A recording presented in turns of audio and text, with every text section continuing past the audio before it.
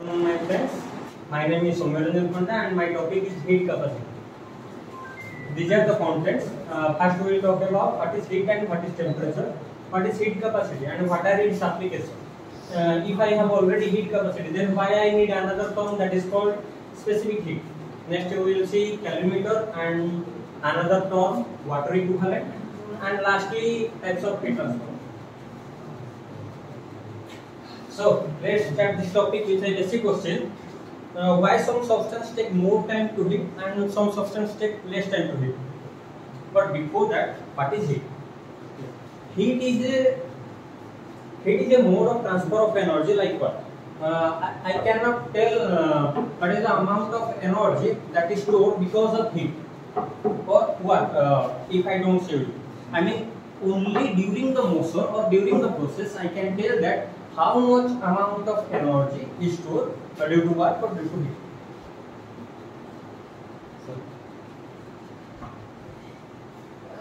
That means we can add or remove energy from a body by the process of heat or work. Then what is temperature? Temperature is the measure of average kinetic energy of the molecule. Okay. So let us consider a hypothetical situation where I have a glass of water and bucket of water. Then whose temperature is more? Well, since they are present at this room and so they have a common temperature called room temperature. That means they have the same temperature. Okay. Now they have the same temperature. That means they have the same average kinetic energy. Their total energy must be different. Yes or no? Since the bucket has more number of molecules, since it has more number of molecules, hence its total energy will be more. Can I increase the total energy of this glass with equal to the bucket? Yes, I can do that. And one way is that if I provide heat energy to the glass of water, then its heat energy will increase, and so the average kinetic energy of the molecules will increase, and that will cause equalize the energy of this glass of water and this bucket of water. So there is a huge misconception that we think if we give heat energy to the substance, then its temperature will always increase. But this is not true, because imagine if you have a cube of ice cube. If you provide heat energy to it, then its temperature will increase. But at 0 degrees Celsius, then its temperature will not increase. What will happen to heat energy? That heat energy will be used to change the state of the substance. That is from the solid to the liquid. And that is the latent heat. And another thing is, at absolute zero. At absolute zero means their average kinetic energy is zero. Since their average kinetic energy is zero, that means there is no motion at the 0 degree period. So let's talk about our first question, that is why some substance take more time to heat and some substance take less time. Okay, I have a, now again consider, I have a copper and water. If I provide same amount of heat energy to both of them, then the temperature of copper will increase. And why is that so? Because temperature has a property called thermal conductivity, which is less in case of water. Since copper has more thermal conductivity, hence it will transport the heat energy to the other end of the copper more quickly. That means it is not storing. That's why the average kinetic the average kinetic energy of the molecules will increase, since it is transmitting the heat. In case of water, it is not transferring as fast as copper, hence the heat energy is not transmitting. Hence their average kinetic energy will not increase up to that level. That's why copper heat of more easily than the water. Can I use this property? Yes, I can use this property. You may have seen that some utensil in the cooking room or in the kitchen have a copper bottom. Why is that so? That is because if I provide heat energy to the copper, it will transmit that heat energy quickly to the food, and that will cause that will make the food to cook easily. Similarly, can I use water in somewhere else? Yes, in cooling system, if I use water, then it will absorb the heat energy and it will take time to release that. So I can use water in a cooling system. Okay, now I know the benefits. Now I know how things act at different temperature, different if I provide different heat energy to it. So why not let's make it talk. Heat capacity. Heat capacity defined as the amount of heat energy required to change the temperature by 1 degree Celsius. If I see copper and water, you need less amount of heat energy to increase its temperature, and for water you need more amount of heat energy. So copper heat capacity will be less since you are you require less amount of heat energy, and water has more heat capacity. And I think this is the last question. I don't know that. Between ice and iceberg, which have more heat capacity. If you heat the iceberg, it requires more amount of heat energy to increase 1 degree Celsius. But for ice cube, you provide less amount of heat. So heat capacity of iceberg will be more. But they are made up of same substance, that is ice crystal. So why is that so? Different substance have different heat capacity. To solve that thing, we make a new term that is called specific heat capacity, and which is defined as the amount of heat energy required to change the temperature by 1 degree Celsius, like in the case of heat capacity. But another term is per unit mass. So now if I want to calculate the specific heat capacity of iceberg and ice cube, they will be same.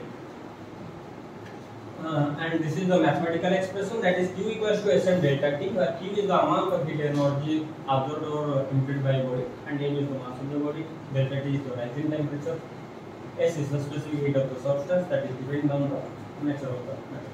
So this is the SI unit, Joule per kg or Kelvin.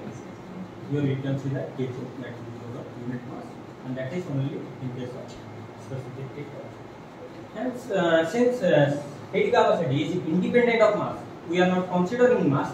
Hence, heat capacity is an extensive property, and specific heat capacity is an intensive property. And this is the table. You can see that water has a specific heat of 4.186 joule per gram per degree Celsius, and for copper, 0.385. And this is at room temperature. Okay. Next, what is principle of calorimetry? Okay. Principle of calorimetry says that the amount of heat lost by a hot body is equal to the amount of heat energy gained by a cold body in an isolated system. Okay. So consider like you have a glass of water and a hot metal. If you put the metal in the glass of water, what will happen? The heat energy from the metal will transmit to the water, and after certain time their temperature will be same. They will come to a equivalent temperature. Next, calorimeter. What is calorimeter? Calorimeter is a device which measures the heat content of the body.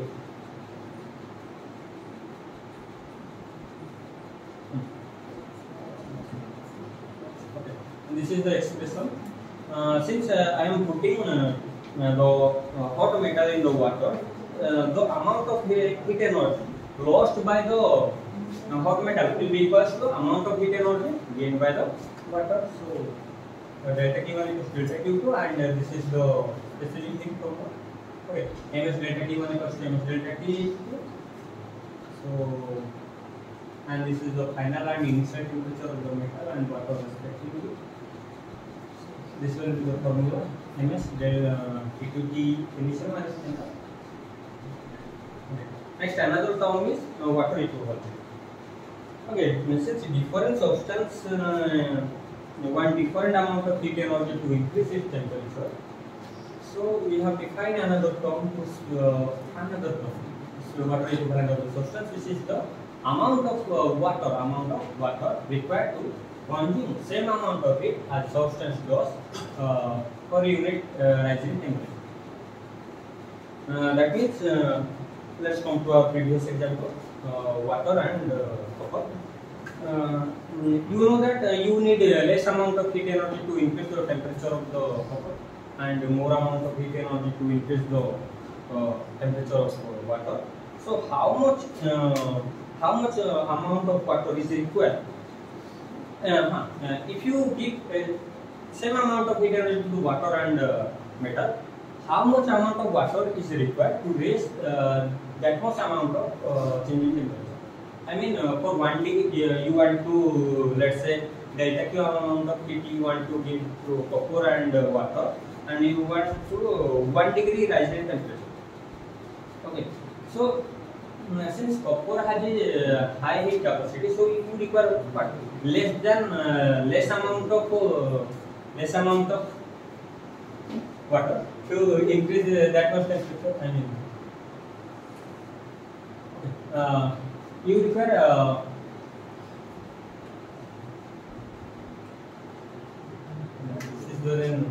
I hope this thing is clear, else you can ask me later. Let delta Q amount of heat is given to a body of mass m and specific heat is S, hence its temperature increase in delta T. I will give delta Q amount of heat to the cell and delta T will increase. So you can see that this thing is similar. So ms equals to small ms. Next, lastly, I know that you know about this very well, so I'll keep it short. Types of heat transfer. There are mainly 3 types of heat transfer, that is conduction, convection, and radiation. Okay, so in case of solid, the type of heat transfer is via conduction,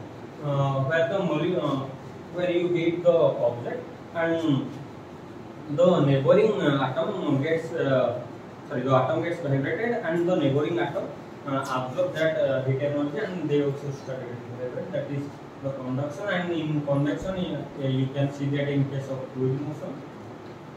And lastly, radiation, that is emission of electromagnetic radiation. Transmission